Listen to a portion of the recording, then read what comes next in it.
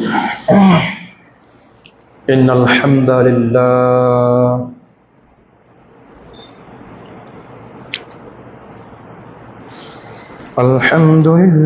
نحمده ونستعينه ونستغفره ونؤمن به ونتوكل عليه ونعوذ بالله من شرور أنفسنا ومن سيئات أعمالنا من يهده الله فلا مضل له ومن يضلله فلا هادي له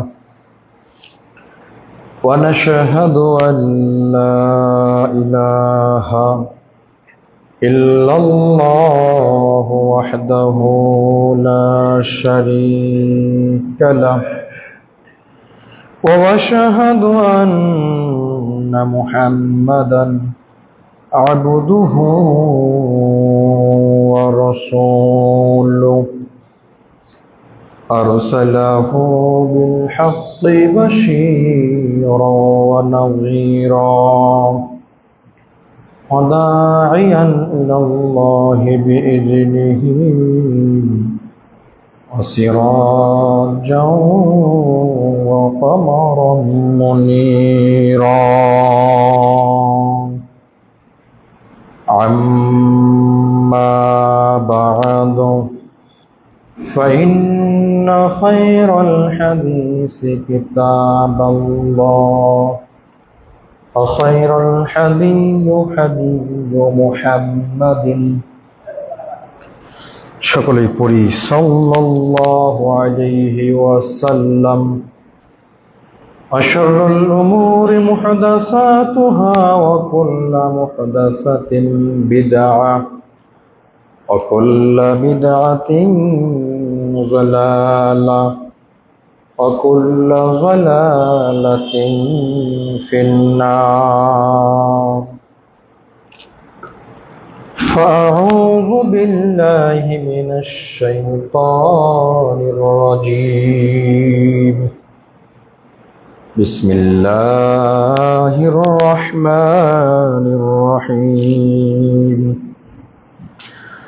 ولا تتمنوا ما فضل الله به بعضكم على بعض إلى آخر الآية.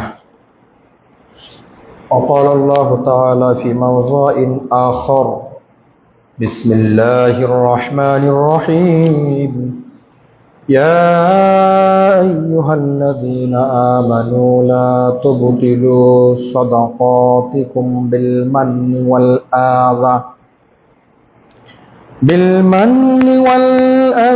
كالذي ينفق ماله رئاء الناس ولا يؤمن بالله واليوم الآخر فمثله كمثل الصفوان عليه تراب إلى الآخر الآية.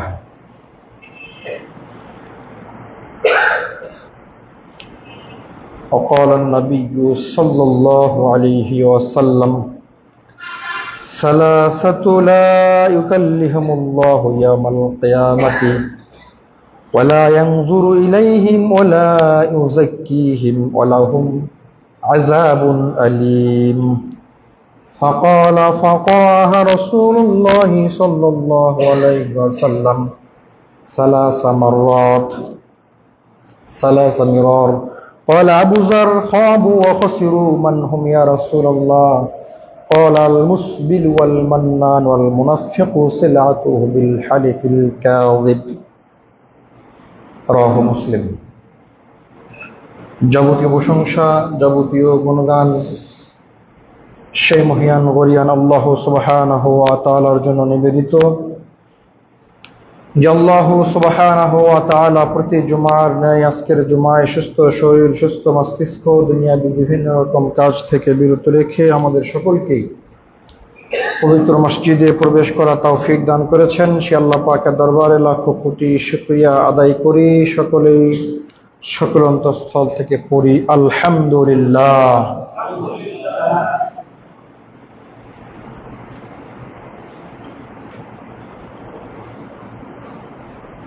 বাইরে প্রচন্ড রোদ, প্রচন্ড গরম। আল্লাহর অশেষ রহমতে আমাদের মসজিদ অনেক ঠান্ডা, তাই না? এজন্য অনেকে বাড়ি থেকে ক্লান্ত হয়ে এসেছেন। এই ঠান্ডা একটা পরিবেশে বসার কারণে আমাদের চোখে অনেকের ঘুম চলে এসেছে। এজন্য আমরা একটু জোরে সোরে শুকরিয়া আদায় করি, যাদের ঘুম চোখে এসেছে ঘুমটা যেন ছেড়ে যায়। সকলে বলি আলহামদুলিল্লাহ। দরুদ ও সালাম বর্ষিত হোক প্রিয় নবী জনাবে মুহাম্মদ রাসূলুল্লাহ সাল্লাল্লাহু আলাইহি ওয়াসাল্লামের উপর। সকলে মুহাব্বতের সাথে পড়ি সাল্লাল্লাহু আলাইহি ওয়াসাল্লাম। সম্মানিত উপস্থিতি, ধারাবাহিক আলোচনার বিষয় মুসলমান মানুষকে কষ্ট দেওয়ার পরিণতি, পর্ব 4। উল্লিখিত বিষয়ের উপরে তথ্যবহল প্রামাণ্য আলোচনা পেশ করার চেষ্টা করব ইনশাআল্লাহুল আজিজ। সম্মানিত উপস্থিতি, আপনারা একটু ভিতরে চলে আসেন না, বাইরে ভিতরে অনেক জায়গা আছে, ভিতরে আসেন। ভিতরটা পরিপূর্ণ হলে আমারও কথা বলতে ভালো লাগবে, আপনাদেরও শুনতে ভালো লাগবে। ভিতরে চলে আসেন, ভিতরে ঠান্ডা আছে এবং কাতারগুলোকে পূর্ণ করে বসতে হবে। সামনের কাতার ফাঁকা রেখে পিছনে বসা যাবে না। একটু মেহরবানি করে আপনারা ভিতরে এসে বসবেন ইনশাল্লাহ। সম্মানিত উপস্থিতি, উপরে মা বোনেরা বসে আছেন, ওনাদের খুব কষ্ট হচ্ছে, কারণ উপরে প্রচন্ড তাপ, টিনের তাপ। তাও দেখবেন যে মা বোনেরা ধৈর্য সহকারে বসে থাকে। আমরা পুরুষ মানুষ, আমাদেরই মনে হয় একটু ধৈর্য কম। একটু মেহরবানি করে ভিতরে এসে বসবেন ইনশাআল্লাহ। আমরা যথাসময়ে আমাদের খুতবা শেষ করব। আমরা বলছিলাম গত 3 জুমা থেকে আমাদের আলোচনার বিষয় ছিল মানুষকে কষ্ট দেওয়ার পরিণতি। কেন এই বিষয় নিয়ে আমরা আলোচনা করছি তার একটি মুখ্য কারণ হলো যে আজ আমাদের মাঝে একে অপরের সম্পর্ক ভালো নাই। আমরা একে অপরকে কষ্ট দিতে ভালোবাসি। হয়তো আমাদের জানা নাই যে আমরা একে অপরকে কষ্ট দিলে এর জন্য আল্লাহ সুবহানাহু ওয়া তাআলা আমার উপর কি শাস্তি আরোপ করতে পারেন। এজন্যই আমরা এই বিষয়গুলো আপনাদের সামনে উল্লেখ করছি, যাতে করে আমার মাধ্যমে, আপনার মাধ্যমে আপনার অপর কোন মুসলিম ভাই কষ্ট না পায়। আর যখন একে অপরকে কষ্ট দিব না, তখন একটা সমাজ এমনিতেই সুন্দর হয়ে উঠবে। যখন একে অপরকে কষ্ট দিব না, তখন পারস্পরিক একটা ভ্রাতৃত্ববোধ তৈরি হবে, পারস্পরিক একটা ভালোবাসা তৈরি হবে। আর যে ভালোবাসার বন্ধনে আবদ্ধ হওয়ার কারণে কিয়ামতের ময়দানে আল্লাহ সুবহানাহু ওয়া তাআলা তার আরশের ছায়ার নিচে আমাদেরকে স্থান দিবেন। এটা আমরা সবাই চাই না? এই যে রোদ, প্রচন্ড রোদ, এই রোদে আপনি আধা ঘন্টা এখন দাঁড়িয়ে থাকতে পারবেন না, সহ্য হবে না, এত পরিমাণে রোদ। সকালে একটা জানাজায় আমরা গেছিলাম, 10 মিনিট দাঁড়িয়ে থাকতে হয়েছিল জানাজার আগে, তাতেই অনেক মানুষ ঘাবড়িয়ে যাচ্ছে, প্রচন্ড রোদ। এখন এই রোদের প্রখরতা আরো বেশি। তো ওই কিয়ামতের ময়দানে যখন এই সূর্যটাই মাথার উপরে চলে আসবে পূর্ণ তাপমাত্রা নিয়ে, তখন আপনার আমার অবস্থা কি হতে পারে? আল্লাহ নবী বলছেন, ওই অবস্থায় যারা পারস্পরিক ভ্রাতৃত্ব বন্ধনে আবদ্ধ হবে, পরস্পরকে আল্লাহর জন্য ভালোবাসবে, হিংসা বিদ্বেষকে দুরহিত করে একে অপরকে মহাব্বত করবে, কষ্ট দিবে না, আল্লাহ সুবহানাহু ওয়া তাআলা ওই মানুষদেরকে এই প্রচন্ড রোদে, প্রচন্ড গরমে আল্লাহর আরশের ছায়ার নিচে স্থান দান করবেন। আমরা কি চাই না কিয়ামতের ময়দানে আল্লাহ সুবহানাহু ওয়া তাআলা আরশের নিচে আমাদেরকে স্থান দান করুন? এজন্য আমরা আলোচনা করছি মানুষকে কষ্ট দেওয়ার পরিণতি। 3 জুমা আলোচনা হয়ে গেছে, আজকে 4র্থ জুমা। গত 3 জুমায় আমরা 7টা পয়েন্ট নিয়ে আলোচনা করেছি। যে 7টা পয়েন্ট মানুষ মুখের মাধ্যমে, কথার মাধ্যমে মানুষকে কষ্ট দেয়। তার 8 নম্বর মাধ্যম হচ্ছে খোঁটা দেওয়া। খোঁটা বুঝেন? মানুষকে আপনি এক সময় একটা উপকার করলেন, দিন যায় রাত্রি যায়, 2-10 বছর চলে গেল, একদিন আপনি বিপদে পড়েছেন, তার কাছে দৌড়িয়ে গেলেন সহযোগিতার জন্য, সে আপনাকে সহযোগিতা করলো না। তখন আপনি বলে ফেললেন যে আগের কথা কি তুমি ভুলে গেছো? 10 বছর আগে আমি তোমার এই উপকার করেছিলাম। এই যে খোঁটা দিলেন, এই খোঁটা দেওয়ার কারণে সে অন্তরে কষ্ট পায়। একটা মানুষকে দান করলেন, দান করার পর 2-4 বছর পর যদি আপনি মানুষকে খোঁটা দিয়ে বেড়ান যে ওকে তো আমি দান করেছি, আমার টাকায় উঠে পড়ে এখনো ওর পেটে লাথি মারলে আমার টাকার ভাত বের হবে, বলে না সমাজে অনেক মানুষ? এই কথা বলার কারণে সে কষ্ট পায়। আর এই কষ্ট পাওয়ার কারণে আল্লাহ সুবহানাহু ওয়া তাআলা আপনার যত আমল আছে, দানের আমল, সালাতের আমল, জিকিরের আমল, এই আমলগুলোকে ধ্বংস করে দিবেন। আর যখন আমলগুলো ধ্বংস হয়ে যাবে তখন আপনার থাকার জায়গা কোথায়? জাহান্নাম। পৃথিবীর সকল মানুষকে আল্লাহ সমান করে সৃষ্টি করেননি, কাউকে ধনী করেছেন, কাউকে গরিব করেছেন। আল্লাহ তাআলা বলছেন ওয়ালা তাতামান্নাউ মা ফাজ্জালাল্লাহু বিহি বাযুকুম আলা বায। আর তোমরা এমন কোন বিষয় আকাঙ্ক্ষা করো না, এমন কোন বিষয় আকাঙ্ক্ষা করো না যেটা একে অপরের উপর প্রাধান্য দেওয়া হয়েছে। আল্লাহ তাআলা প্রত্যেকটা মানুষকে দুনিয়াতে সমানভাবে সৃষ্টি করেননি। কেউ ধনী, কেউ গরিব, কারো টাকা আছে, কারো নাই, কারো সম্মানের জায়গা অনেক বড়, কারো সম্মানের জায়গা অনেক কম। আল্লাহ সুবহানাহু ওয়া তাআলা বলছেন তোমরা এই বিষয়টা নিয়ে নিজের মনে আকাঙ্ক্ষা পোষণ করো না, কারণ আল্লাহ সুবহানাহু ওয়া তাআলা একজনের উপর আরেকজনকে প্রাধান্য দিয়ে থাকেন। সূরা নিসা 4 নম্বর সূরার 32 নম্বর আয়াত। সুতরাং ধনী দরিদ্রের এই মর্যাদাগত পার্থক্য আল্লাহ করে দিয়েছেন।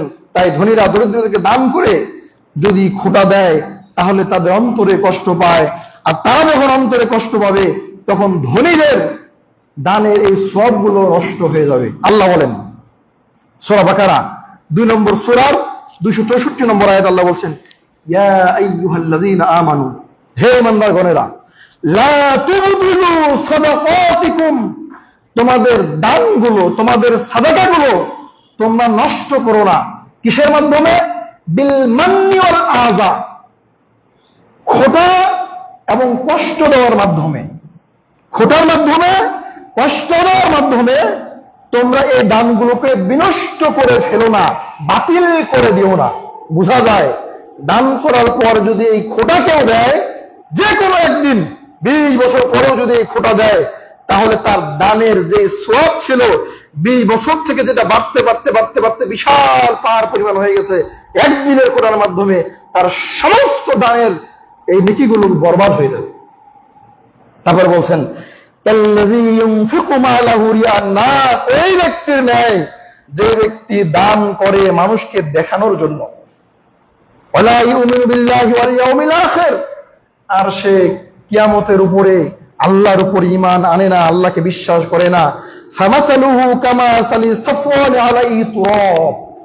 এই ব্যক্তি উদাহরণ হলো এমন একটা প্রস্তর খণ্ড, একটা পাথর এক জায়গায় পড়েছিল, পাথরটার উপরে অনেক কিছু পড়ে, ময়লা আবর্জনা পড়ে পাথরটা ঢেকে গেল।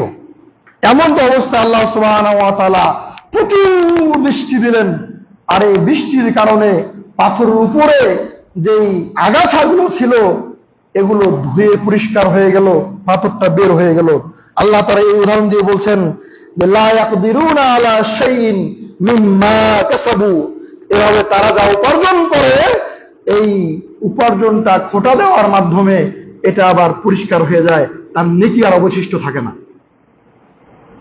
কথা মনে বোঝা যায়নি? একটা পাথর, এই পাথরের উপরে ঘাস জন্ম হয়েছে, পাথরের উপর আগাছা জন্ম হয়েছে, মাটি দিয়ে পাথরটা ঢেকে গেছে, প্রচন্ড বৃষ্টি হলো, এই পাথরের উপর বৃষ্টি প্রচন্ড বেগে পড়লো, পাথরটা যেমন পরিষ্কার হয়ে গেল, মানুষ যখন দান করার পর খোঁটা দেয়, মানুষকে কষ্ট দেয়, ঠিক তার নেকিগুলো তার পাপের উপর থেকে ধুয়ে পরিষ্কার হয়ে যায়, তার পাপ পাপই থেকে যায়। আল্লাহ বলছেন আল্লাহু লা ইয়াহদি কওমাল কাফিরিন, আর আল্লাহ অবিশ্বাসী সম্প্রদায়কে সুপথ প্রদর্শন করেন না। যারা দান করে খোঁটা দেয় তারা আল্লাহকে বিশ্বাস করে না, যারা দান করে খোঁটা দেয় তারা পরকালকে বিশ্বাস করে না। আর তাদের ব্যাপারে আল্লাহ বলছেন ওই সমস্ত সম্প্রদায়কে, ওই সমস্ত ব্যক্তিদেরকে আল্লাহ সুবহানাহু ওয়া তাআলা সুপথ প্রদর্শন করেন না, হেদায়েতের পথ দেখান না। খোটা দানকারীর পরকালীন পরিণতি সম্পর্কে রাসূল সাল্লাল্লাহু আলাইহি ওয়াসাল্লাম বলছেন, সালাসাতু লা ইউকাল্লিহুমুল্লাহু ইয়াওমাল কিয়ামা, কিয়ামতের ময়দানে আল্লাহ সুবহানাহু ওয়া তাআলা তিন শ্রেণীর মানুষের সাথে কথা বলবেন না। কয় শ্রেণী? তিন শ্রেণী। একটু খুব মনোযোগ দিয়ে শুনতে হবে। কিয়ামতের ময়দান, যেখানে আল্লাহ ছাড়া বিচারের ফয়সালা দেওয়ার মতো কেউ নাই, একচ্ছত্র মালিকের অধিকারী তিনি, যেদিন তিনি তাহার উদ্ধারণ করবেন, এই কিয়ামতের ময়দানে আল্লাহ সুবহানাহু ওয়া তাআলা কয় শ্রেণীর মানুষের সাথে কথা বলবেন না? আচ্ছা, হাদিসটা বলার আগে আপনাকে আমি প্রশ্ন করি, কিয়ামতের ময়দানে যদি আল্লাহ আপনার সাথে কথা না বলে, আপনার উপর রহম না করে, আপনার দিকে না তাকায়, আপনার বাঁচার কোনো পথ আছে? আছে কি? অথচ আল্লাহর নিকট 100টা দয়া, 100টা দয়ার মধ্যে একটা দয়া তিনি দুনিয়াতে সমস্ত মাখলুকাতকে দিয়েছেন, 99টা দয়া আল্লাহর কাছে আছে, যা কিয়ামতের ময়দানে আল্লাহ সুবহানাহু ওয়া তাআলা মানুষদেরকে দিবেন। এই দয়ার মাধ্যমে আল্লাহ মানুষদেরকে জাহান্নাম থেকে বাঁচিয়ে বেঁচে জান্নাতে নেবেন। তবে আল্লাহ নবী বলছেন, লা ইউকাল্লিহুমুল্লাহু, তিন শ্রেণীর মানুষের সাথে আল্লাহ কিয়ামতের মাঠে কথা বলবেন না, মানে তারা ওই 99 দয়ার ভাগ পাবে না। ওয়ালা ইয়ানজুরু ইলাইহিম, কিয়ামতের ময়দানে আল্লাহ তাদের দিকে তাকাবেন না। ওয়ালা ইউযাক্কিহিম, আল্লাহ তাআলা তাদেরকে পবিত্র করবেন না। যারা আল্লাহর এই 99টা দয়ার ভাগ পাবে, আল্লাহ তাদের দিকে তাকাবেন, তাদের সাথে কথা বলবেন, তাদেরকে পবিত্র করবেন, তাদেরকে জান্নাত দান করবেন। কিন্তু কিয়ামতের ময়দানে আল্লাহ সুবহানাহু ওয়া তাআলা তিন শ্রেণীর মানুষ দিকে তাকাবেন না। শুধু তাকাবেন না, তাদেরকে পবিত্র করবেন না এবং তাদের সাথে কথাও বলবেন না। ওয়ালাহুম আযাবুন আলীম, আর তাদের জন্য রয়েছে কঠিন শাস্তির ব্যবস্থা। ক্বালা ফাকরা রাসূলুল্লাহ সাল্লাল্লাহু আলাইহি সাল্লাম সালাসা মিরার, কথাটা রাসূল সাল্লাল্লাহু আলাইহি সাল্লাম তিনবার বললেন। কয়বার? আল্লাহর নবী কথাটা তিনবার বললেন। ও পৃথিবীর মানুষ, জেনে রাখো, তিন শ্রেণীর মানুষের সাথে আল্লাহ কথা বলবেন না, তাদেরকে পবিত্র করবেন না এবং তাদেরকে কিয়ামতের ময়দানে তাদের দিকে তাকাবেন না। কথাটা তিনবার আল্লাহ নবী বললেন। এবার কয় আবু যার, আবু যার এবার বলছে, খাবু ওয়া খাসিরু মান হুম ইয়া রাসূলুল্লাহ, আল্লাহর নবী তারা তো ধ্বংস হয়ে গেছে, আল্লাহর নবী তারা তো ক্ষতিগ্রস্ত হয়ে গেছে, যাদের দিকে আল্লাহ তাকাবেন না, পবিত্র করবেন না, আল্লাহ যাদেরকে কিয়ামতের ময়দানে রহম করবেন না, তারা তো ধ্বংস হয়ে গেছে। হে আল্লাহর নবী, আপনি বলবেন কি তারা কারা? ওই তিন শ্রেণীর মানুষ কারা? তখন ক্বালা রাসূলুল্লাহ সাল্লাল্লাহু আলাইহি ওয়াসাল্লাম বলছেন, আল মুসবিল, এক নম্বর হচ্ছে তারা টাকনুর নিচে কাপড় পরিধান করা পুরুষ। কারা? টাকনুর নিচে কাপড় পরিধান করা পুরুষ, যারা দুনিয়াতে লুঙ্গি, প্যান্ট, পায়জামা ইত্যাদি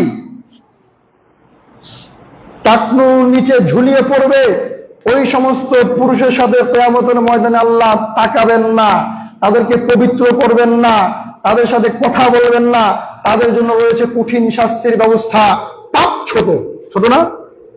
এটা আমাদের সমাজের, তাদেরকে বলা হয় জেনজি, অর্থাৎ যুবক শ্রেণীর মানুষ, তারা এটাকে কিছু মনে করে না, এটা একটা ফ্যাশন।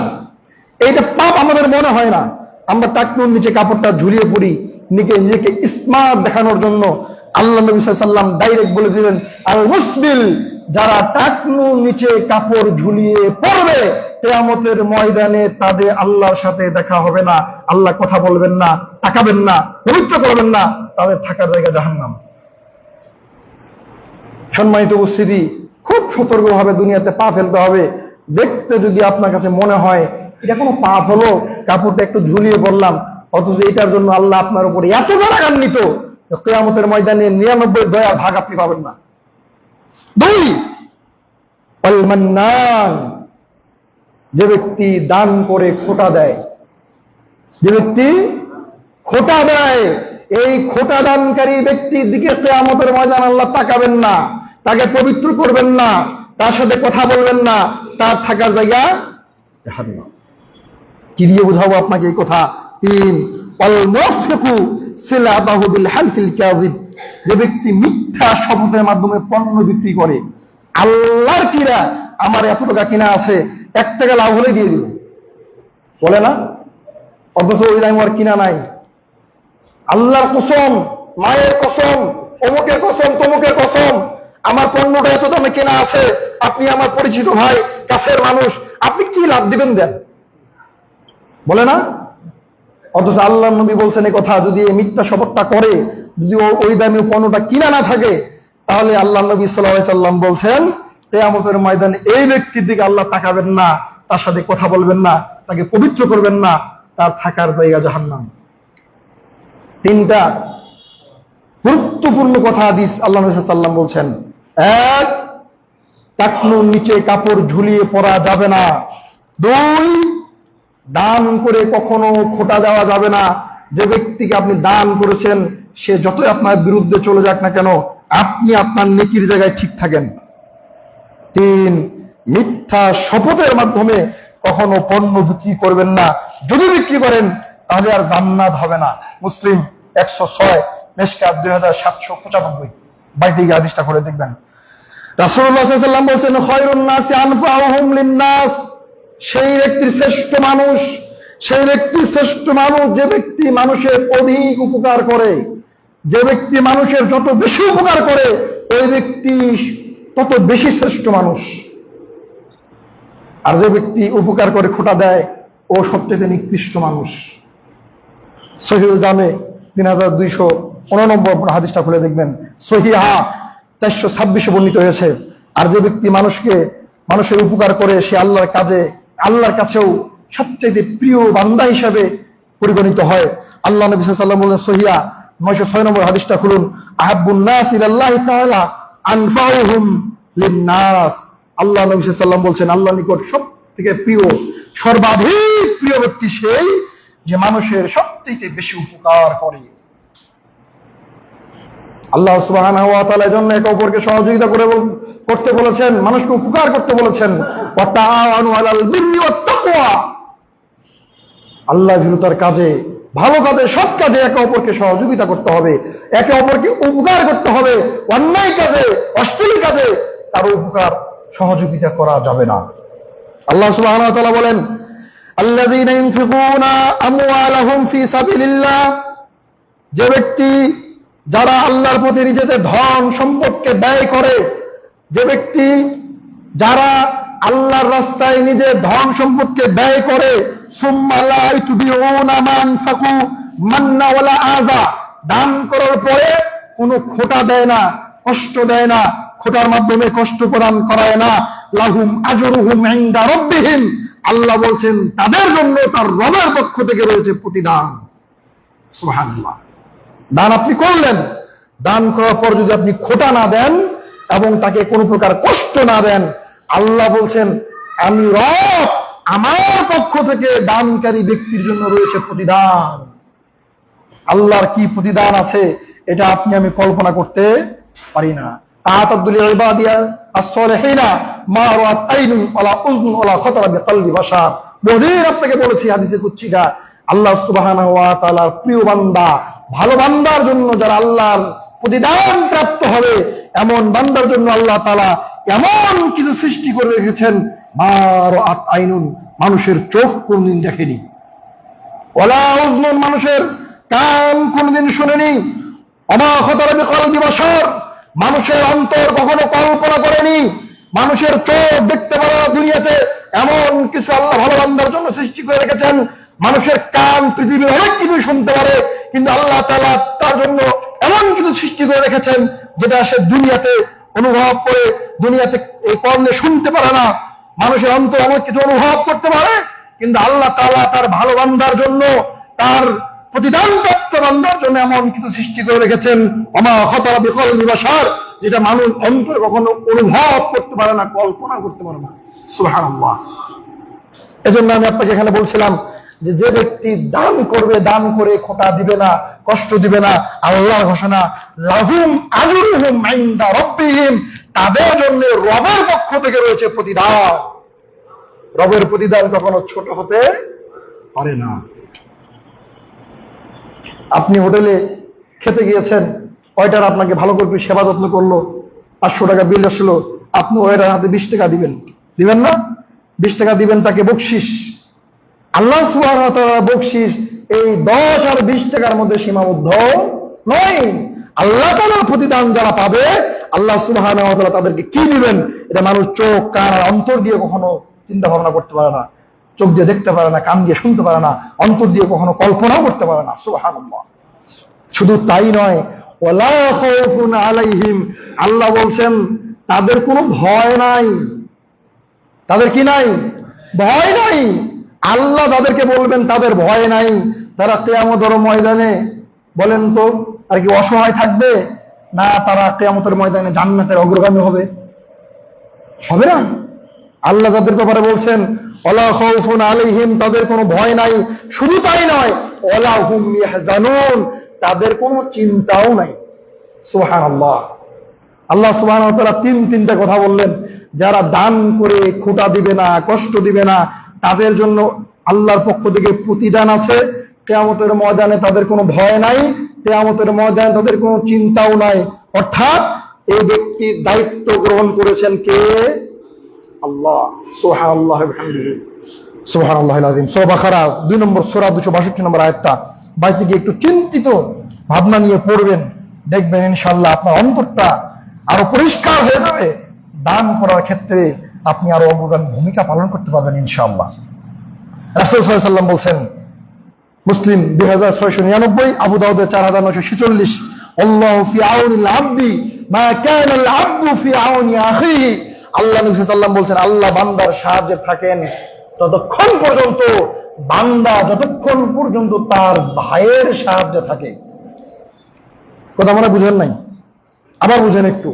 আল্লাহ নবী সাল্লাল্লাহু আলাইহি ওয়াসাল্লাম বলছেন, আল্লাহ ওই ব্যক্তিকে সহযোগিতা করেন ততক্ষণ পর্যন্ত যতক্ষণ পর্যন্ত ওই ব্যক্তি তার অপর কোনো ভাইকে সহযোগিতা করতে থাকে। সুবহানাল্লাহ বলবেন না? আমার কথা কি বুঝতে পারতেছেন আপনারা? আপনি যখন একজন আপনার মুসলিম ভাইকে সহযোগিতা করবেন, এর বিনিময়ে আল্লাহ সুবহানাহু ওয়া তাআলা আপনাকে কি করবেন? সহযোগিতা করবেন। কতক্ষণ পর্যন্ত? যতক্ষণ আপনি এই সহযোগিতা চালিয়ে যাবেন, একজনের পর আরেকজন, আরেকজনের পর আরেকজন, এই মন মানসিকতা নিয়ে আপনি চলতে থাকবেন, আল্লাহ সুবহানাহু ওয়া তাআলা শুধু আপনাকে সহযোগিতা করতেই থাকবেন। সুবহানাল্লাহ। আল্লাহ যাকে সহযোগিতা করবেন তার ইহকাল এবং পরকালে কোনো ভয় এবং চিন্তার কোনো কারণ নাই। সম্মানিত উপস্থিতি, আমরা 8 নম্বরে এসে বলছিলাম যে খোটা দেওয়া, খোটার মাধ্যমে মানুষকে কষ্ট দেওয়া হয়, আর মানুষকে কষ্ট দিলে তার জন্য জান্নাত আশা করা যায় না। আপনারা আলোচনা ভুলে গেছেন কিনা? আমরা আলোচনা করছিলাম মানুষকে কষ্ট দেওয়ার পরিণতি, পর্ব 4। আমরা বলছিলাম মানুষকে কষ্ট দেওয়ার পরিণতির 2টা ভাগে আমরা বিভক্ত করেছি। তার একটা ভাগ হলো কথার মাধ্যমে মানুষকে কষ্ট দেওয়া যায়, কষ্ট দেওয়া হয়, আর এই কথার মাধ্যমে কষ্ট দেওয়া হয়। এই আলোচনা করতে গিয়ে আমরা 4 জন আলোচনা করলাম 8টা পয়েন্ট নিয়ে। এবার আমরা আলোচনা করব কাজের মাধ্যমে কষ্ট দেওয়া, কর্মের মাধ্যমে। 8টা মাধ্যম আমরা বলেছি। এই মাধ্যমগুলো থেকে আল্লাহ সুবহানাহু ওয়া তাআলা যেন আমাদেরকে হেফাজত করেন, সকলে বলি আল্লাহুম্মা আমিন। এবার আসেন কর্মের মাধ্যমে, কাজের মাধ্যমে মানুষ মানুষকে কষ্ট দেয়, এরও কিছু মাধ্যম আছে। তার 1 নম্বর মাধ্যম হচ্ছে জুলুম করা। জুলুম অর্থ অন্যায়, অবিচার, নিপীড়ন ইত্যাদি। এটা হক বা ন্যায়ের বিপরীত। পরিবেশে কোনো বস্তুকে তার অনুপযুক্ত স্থানে রাখা, বসিয়ে দেওয়ার নাম হচ্ছে জুলুম। কেউ কেউ বলেছেন জুলুম হচ্ছে অন্যের মালিকানা হস্তক্ষেপ বা সীমা লঙ্ঘন করা। অনুরূপভাবে অন্যের হক নষ্ট করলে কিংবা কারো সম্পদ জবরদখল করলেও জুলুম হয়। অধীনস্থদেরকে কাউকে অধিক কাজে দায়িত্ব দেওয়া, কাউকে ছাড় দেওয়া, কারো দোষত্রুটি এড়িয়ে চলা, আর কারো দোষত্রুটি খুঁটে খুঁটে দোষত্রুটি বের করা, কিংবা কর্মীদের মাঝে পক্ষাপাতদুষ্ট আচরণ করাও হচ্ছে জুলুম। এগুলির মাধ্যমে মানুষকে কষ্ট দেওয়া হয়। কষ্ট দেওয়ার অন্যতম একটি বড় মাধ্যম জুলুম করা। জুলুমের শাস্তি সম্পর্কে মহান আল্লাহ সুবহানাহু ওয়া তাআলা বলছেন সূরা ফুরকান 25 নম্বর সূরার 19 নম্বরে বর্ণিত হয়েছে। আল্লাহ বলছেন, ওমাই ইয়াজলিমু মিনকুম নুযিকুহু আযাবান কাবীরা। তোমাদের মধ্যে যারা জুলুম করে, সীমা লঙ্ঘন করে, তাদের জন্য বড় শাস্তি ব্যবস্থা রাখা হয়েছে। অনেক বড় শাস্তি, কঠিন শাস্তি তাদেরকে দেওয়া হবে। তিনি আরো বলেন সূরা শূরা 42 নম্বর সূরার 8 নম্বর আয়াতে আল্লাহ বলছেন, ওয়াজ-যালিমুনা মা লাহুম মিন ওয়ালিয়্যিন ওয়ালা নাসীর। জালেম, সীমা লঙ্ঘনকারীদেরকে, জুলুমকারীদের কোনো বন্ধু থাকবে না, কোনো ওলি থাকবে না, সাহায্যকারী থাকবে না। কিয়ামতের ময়দানে তাদেরকে সহযোগিতার জন্য কেউ এগিয়ে আসবে না। যারা মানুষের উপর জুলুম করবে তাদের পরিণতি খুবই ভয়াবহ। হাদিসে কুদসিতে আল্লাহ সুবহানাহু ওয়া তাআলা বলছেন, ইয়া ইবাদি ইন্নী হারামতু যুলমা আলা নাফসি। আল্লাহ সুবহানাহু ওয়া তাআলা বলছেন, ও দুনিয়ার মানুষ, তোমরা জেনে রাখো আমি আমার উপর জুলুম করাকে হারাম করে দিয়েছি। ওয়া জাআলতু বাইনাকুম মুহাররামান, এবং আমি তোমাদের জন্য জুলুম করা হারাম করে দিলাম। আল্লাহ সুবহানাহু ওয়া তাআলা বলছেন, আমার নিজের উপরে যখন জুলুম করা আমি হারাম করেছি, আমি তোমাদেরকেও একে অপরের প্রতি জুলুম করা কি করে দিলাম? হারাম করে দিলাম। ওয়ালা তাযালামু, অতএব তোমরা জুলুম করো না, একে অপরের প্রতি সীমা লঙ্ঘন করো না। আরেকটা হাদিসে এসেছে, আল্লাহ নবী সাল্লাল্লাহু আলাইহি ওয়াসাল্লাম বলছেন, আবি মুসা রাদিয়াল্লাহু তাআলা قال قال رسول الله صلى الله عليه وسلم ان الله لا يملي للظالم حتى اذا اخذه لم يفلت। আল্লাহ নবী সাল্লাল্লাহু আলাইহি ওয়াসাল্লাম বলেছেন, আল্লাহ জালেমদেরকে অবকাশ দিয়ে থাকেন। আল্লাহ সুবহানাহু ওয়া তাআলা জালেমদের অবকাশ দেন, একদিন, 2 দিন, 5 দিন, 1 বছর, 2 বছর, 16 বছর। আল্লাহ সুবহানাহু ওয়া তাআলা জালেমদেরকে অবকাশ দেন, কিন্তু আল্লাহ সুবহানাহু ওয়া তাআলা হাত্তা ইযা আখাযাহু লাম ইফলিত, আল্লাহ যখন জালেমদেরকে ধরেন তখন আর তাদেরকে ছাড়েন না। ইন্না বাতশা রাব্বিকা লাশাদীদ। আল্লাহ সুবহানাহু ওয়া তাআলা বলছেন, আল্লাহর ধরা বড় কঠিন। আল্লাহ যখন ধরবেন তখন আর আল্লাহ ছাড় দিবেন না। এরপরে সুম্মা ক্বা, আল্লাহ নবী সাল্লাল্লাহু আলাইহি ওয়াসাল্লাম একটা আয়াত তেলাওয়াত করলেন, ওয়া কাযালিকা উখযু রাব্বিকা ইযা আখাযাল কুরা ওয়া হিয়া যালিমাতুন ইন্না আখাযাহু আলিম শাদীদ। আল্লাহ সুবহানাহু ওয়া তাআলা বলেছেন যে তোমার রবের ধরা এমনই, আল্লাহ যাকে পাকড়াও করেন তাকে কঠিন শাস্তির আওতায় নিয়ে আসেন, আল্লাহ তখন তাকে আর ছেড়ে দেন না। অতএব আপনি কারো উপর জুলুম করবেন, আপনি কারো উপর অত্যাচার করবেন, আপনি ভাবছেন যে আমার তো কোনো ক্ষতি হচ্ছে না, আল্লাহ সুবহানাহু ওয়া তাআলা আপনাকে ভালো হওয়ার সুযোগ দিচ্ছেন। 1 দিন, 2 দিন, 5 দিন, 1 বছর, 2 বছর, 20 বছর আপনাকে সুযোগ দিবেন। আল্লাহ সুবহানাহু ওয়া তাআলা যেদিন একদম আপনার উপর ক্রোধান্বিত হবেন, রাগান্বিত হবেন, চরম পর্যায়ে রাগান্বিত হবেন, আল্লাহ সুবহানাহু ওয়া তাআলা খপ করে আপনাকে ধরে ফেলবেন। তখন ধরার পরে আপনি যত হাজারি করেন না কেন, তওবা করেন না কেন, আল্লাহ সুবহানাহু ওয়া তাআলা তখন আর ছাড় দিবেন না। জ্বলন্ত দৃষ্টান্ত আমরা দেখতে পাই, ফেরাউন দেখেন নাই? আল্লাহ সুবহানাহু ওয়া তাআলা ছাড় দিতে দিতে দিতে দিতে প্রায় 400 বছর সে রাজত্ব করেছে। আল্লাহ অবকাশ দিয়েছেন দিয়েছেন দিয়েছেন। যখন সে চূড়ান্ত পর্যায়ে চলে গেছে, আল্লাহ সুবহানাহু ওয়া তাআলা এমন ভাবে তাকে ধরেছেন, তখন সে আল্লাহকে বলছে, আল্লাহ আমি মুসার রবের উপর ঈমান আনছি। আল্লাহ বলছেন, এখন আর কোনো সময় না, ইন্না বাতশা রাব্বিকা লাশাদীদ। আল্লাহ ধরা বড় কঠিন, আল্লাহ যখন ধরবেন তখন তিনি আর ছাড়বেন না। আরেকটা হাদিস আল্লাহ নবী সাল্লাল্লাহু আলাইহি ওয়াসাল্লাম বলছেন, আবু হুরায়রা রাদিয়াল্লাহু তাআলা আনহু বলেন, আন্না রাসূলুল্লাহ সাল্লাল্লাহু আলাইহি ওয়াসাল্লাম قال, নিশ্চয় রাসূল সাল্লাল্লাহু আলাইহি ওয়াসাল্লাম বলছেন, মান কানাত ইনদাহু মাজলামাতুন লিআখিহি, যদি কেউ কোনো ভাইয়ের উপর জুলুম করে এবং সে তার নিকট ক্ষমা না চায়, তওবা না করে ফিরে আসে, ফাইন্নাহু লাইসা সুম্মা দিনারুহু ওয়ালা দিরহামুহু, আল্লাহ নবী সাল্লাল্লাহু আলাইহি ওয়াসাল্লাম বলছেন, কিয়ামতের ময়দানে তার কাছে কোনো দিনার থাকবে না, তার কাছে কোনো দিরহাম থাকবে না। আইয়ুখাযাল ইয়াখি মিন হাসানাতি, কিয়ামতের ময়দানে এই জুলুম কিভাবে শোধ করবে? আল্লাহ নবী সাল্লাল্লাহু আলাইহি ওয়াসাল্লাম বলছেন যে ওই বান্দার যেই কল্যাণগুলো ছিল, নেকিগুলো ছিল, এই নেকিগুলো কেটে কেটে যে ব্যক্তির উপর জুলুম করেছিল তাকে দিয়ে দেওয়া হবে। এরপরে ফাইল্লাম ইয়াকুল্লাহু হাসানাত আখাযা মিন সাইয়্যাতি আখিহি, দেখা গেল তার নেকি দিতে দিতে তার নেকি শেষ হয়ে গেছে, এখনো অনেক পাওনাদার বাকি, আরো অনেকের উপর সে জুলুম করেছিল। তখন আল্লাহ সুবহানাহু ওয়া তাআলা কি করবেন?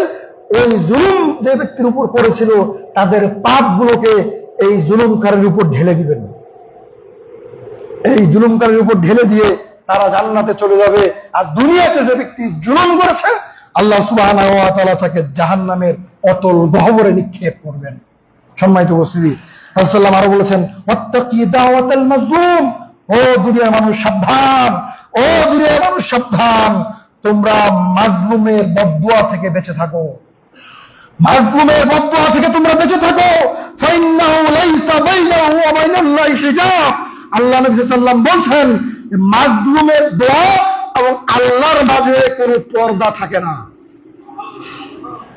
যে ব্যক্তি মাজলুম, যে ব্যক্তির উপর আপনি জুলুম করবেন, এই ব্যক্তি যদি একবার দুহাত তুলে আল্লাহর নিকটে আপনার উপর বদদোয়া করে দেয়, তাহলে এই বদদোয়াটা এমন একটা জিনিস যে আপনাকে এই বদদোয়া ধ্বংস করে দিবে। বদদোয়াটা কি জিনিস আমি আপনাকে একটু বলি। বদদোয়া এমন একটা জিনিস, কোনো ব্যক্তি যখন কোনো ব্যক্তির জন্য বদদোয়া করে, এই বদদোয়াটা সরাসরি ওই ব্যক্তির গায়ে লাগে না। এই বদদোয়াটা প্রথমে আসমানে চলে যায়। আসমানে যাওয়ার পর আসমান ভেদ করা অনেক চেষ্টা করে, কিন্তু আসমানের ফেরেশতারা এই আসমানের দরজা খুলে দেয় না। তখন এই বদদোয়া কি করে, 7 তবক জমিনের নিচে চলে যায়, যাতে করে এই বদদোয়াটা এমন একটা জিনিস ওই ব্যক্তির নিকটে পড়লে ওই ব্যক্তি ধ্বংস হয়ে যাবে। এজন্য আসমানে যখন কোনো জায়গা পায় না, তখন জমিনের নিচে যায়। জমিনের নিচে অনেক চেষ্টা করে লুকিয়ে থাকার বদদোয়া, কোনোভাবেই যখন সে লুকিয়ে থাকতে পারে না, তখন যার জন্য বদদোয়া করা হয়েছে এসে তাকে অ্যাটাক করে। আপনি কি ভাবতে পারেন বদদোয়াটা কি জিনিস? এই বদদোয়া যদি কোনো মাজলুম কোনো ব্যক্তির জন্য করে, যে ব্যক্তি তার উপর জুলুম করেছে, তাহলে তার ইহকাল পরকাল দুকালই ধ্বংস হয়ে যাবে। সম্মানিত উপস্থিতি, এজন্য আমাদের এই মাজলুমের বদদোয়া থেকে বেঁচে থাকতে হবে। তার মানে আল্লাহ নবী বুঝাচ্ছেন কি? আল্লাহ নবী বুঝাচ্ছেন যে কারো উপর জুলুম করো না, কারো উপর জুলুম করো না। সম্মানিত উপস্থিতি, আল্লাহ সুবহানাহু ওয়া তাআলা যদি আমাদেরকে তৌফিক দান করেন, পরবর্তী 2 নম্বর পয়েন্ট নিয়ে আমরা আগামী জুমাতে আলোচনা পেশ করবো ইনশাআল্লাহ আজিজ। আমরা আল্লাহ তাআলার নিকটে এই দোয়া কামনা করি, আল্লাহ সুবহানাহু ওয়া তাআলার নিকটে দোয়া করি যে আমরা এই 4 জুমা যাবত মানুষদেরকে কষ্ট দেওয়ার পরিণতি, যে পরিণতিগুলো জেনে আসছি, আল্লাহ তাআলা যেন এগুলো আমাদের মনে রেখে আমার মাধ্যমে যেন কোনো অপর মুসলিম ভাই কষ্ট না পায়, আল্লাহ তাআলা যেন সেই তৌফিক দান করেন। সকল বলি আল্লাহুম্মা আমিন। আল্লাহ তুমি বড়বান রহমান, তুমি বড় ক্ষমাবান, তুমি বড় দয়াবান। তুমি আমাদের এই দোয়াকে কবুল করো। আমরা যেন মুসলিম একে অপরের সাথে মহাব্বতের সাথে ভ্রাতৃত্ব বন্ধনে আবদ্ধ হয়ে নিজের জীবনকে পরিচালনা করতে পারি, সেই তৌফিক দান করো। সকল বলি আল্লাহুম্মা আমিন। আল্লাহ আমাদের পরস্পরের মাঝে তুমি ভালোবাসা বৃদ্ধি করে দাও, পরস্পরের মাঝে ভ্রাতৃত্ববোধ বৃদ্ধি করে দাও, পরস্পরের মাঝে মহাব্বত বৃদ্ধি করে দাও, যাতে করে হিংসা বিদ্বেষকে দূরীভূত করে দিয়ে আমরা একে অপরে কাঁধে কাঁধ মিলিয়ে আমরা সুন্দরভাবে একটা সমাজ গঠন করতে পারি, সেই তৌফিক দান করো। সকল বলি আল্লাহুম্মা আমিন। আল্লাহ তুমি আমাদের একটা সুন্দর সমাজ গঠন করার তৌফিক দান করো। সকল বলি আল্লাহুম্মা আমিন। আল্লাহ আমাদের বুক থেকে যারা দুনিয়া থেকে বিদায় নিয়ে পরকালে পাড়ি জমিয়েছেন, তুমি তাদের কবর আযাবকে ক্ষমা করো। সকল বলি আল্লাহুম্মা আমিন। আমরা যারা বেঁচে আছি, এই দিন সিরাতাল মুস্তাকিমের পথে চলে ইমানকে পাকাপোক্ত করে যেন আমরা কবর আসতে পারি, সেই তৌফিক তুমি দান করো। সকল বলি আল্লাহুম্মা আমিন। সম্মানিত উপস্থিতি, পরিশেষে একটি ঘোষণা আপনাদের দিতে চাই। সেটি হলো, আপনারা জানেন গত বছর 2024 সালে আমাদের এই মাদ্রাসা থেকে সর্বপ্রথম, যদিও এই মাদ্রাসাটা আরো 20 বছর আগে মাদ্রাসা চালু ছিল, যে কোনো কারণবশত মাদ্রাসা বন্ধ হয়ে যায়, আলহামদুলিল্লাহ আমরা গত বছর 24 সালে এই মাদ্রাসার প্রথম 2 জন হাফেজ মাদ্রাসা থেকে বের হয়েছিল। আলহামদুলিল্লাহ আমরা গত বছরই আপনাদেরকে কথা দিয়েছিলাম, আগামী বছর ইনশাআল্লাহ 5 থেকে 6 জন হাফেজ এই ছোট্ট প্রতিষ্ঠান থেকে আপনাদেরকে উপহার দেওয়ার চেষ্টা করব ইনশাআল্লাহ। আপনাদের দোয়া আল্লাহ তাআলা কবুল করেছেন। এই বছর আমাদের এখান থেকে প্রায় 5 থেকে 6 জন হাফেজ কোরআন বের হবে ইনশাআল্লাহ। আলহামদুলিল্লাহ বলবেন না?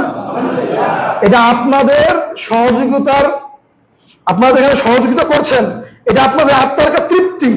একটা টাকা দিয়ে আপনি যেন সহযোগিতা করছেন, এই টাকাটা আপনার কাজে লেগেছে, এজন্য বলি আলহামদুলিল্লাহ। 5 থেকে 6 জন হাফেজ আমাদের বের হবে, ইতিমধ্যে একজনে শেষ হয়ে গেছে আলহামদুলিল্লাহ। আপনারা জানেন যে আগামী 17 নভেম্বর আমরা ওই ছাত্রদেরকে একটা সম্মানজনক বিদায় দেওয়ার জন্য গত বছর একটা মাহফিলের আয়োজন করেছিলাম।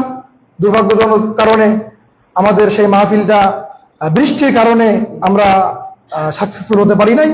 আমরা ছোট্ট পরিসরে পরে মসজিদেই তাদেরকে পাগড়ি প্রদান করেছিলাম। এবছরে আমরা ইনশাল্লাহ আবার নিয়াত করেছি যে আগামী 17 নভেম্বর সোমবার ইনশাল্লাহ আমরা একটা মাহফিল করব, যার বক্তা হিসেবে আমরা প্রায় 1 বছর আগেই সিরিয়াল দিয়ে রেখেছিলাম ব্রাদার রাহুল হোসেন রুহুল আমিন ভারত। আমরা তার সাথে কথা বলেছি, তিনি আমাদের এখানে আসার সদয় সম্মতি জ্ঞাপন করেছেন আলহামদুলিল্লাহ। এজন্য এটা আপনাদের সহযোগিতার প্রয়োজন।